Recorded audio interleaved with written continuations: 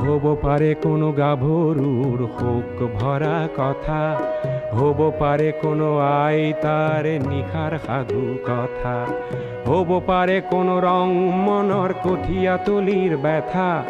চিনা চিনা সুৰটিক চিনিবনে জানো, নিশাৰ চিঞৰটিৰ প্ৰতিধ্বনি শুনো, প্ৰতিধ্বনি শুনো।